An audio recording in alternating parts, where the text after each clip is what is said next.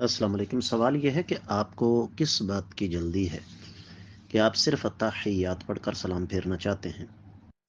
اگر میں ہی آپ سے یہ سوال کروں کہ فرض کیجئے کہ آپ ایک آرکیٹیکٹ ہیں، آپ ایک انجینئر ہیں، تو آپ ایک نقشہ بناتے ہیں۔ مجھے نہیں پتا آپ کا تعلق کس شعبے سے ہے۔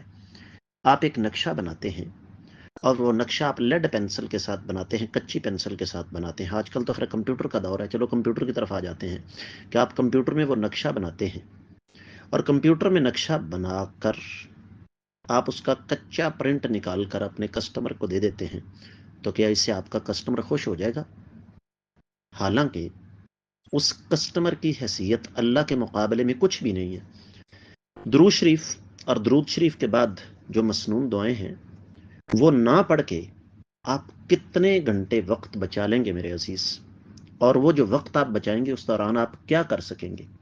اللہ کے لیے، اللہ کے لیے، اللہ کے لیے دین کو اس قدر حقیر مت سمجھیں، دین کی اس قدر توہین مت کریں۔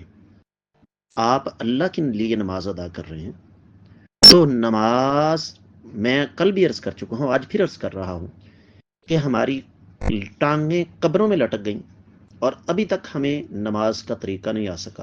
ہم اب بھی چور راستے تلاش کرتے ہیں کہ اللہ کرے کوئی نہ کوئی مفتی، کوئی نہ کوئی عالم دین ہمیں کوئی ایسا فتویٰ دے دے جس سے ہم اپنی مرضی کا دین چلا سکیں۔ یہی گزارش کروں گا کہ اتق اللہ، میرے بھائیو، اللہ تعالیٰ سے ڈر جاؤ۔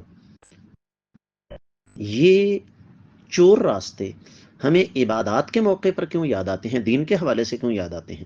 کبھی ہم نے دنیا میں بھی چور راستے تلاش کرنے کی کوشش کی ہے؟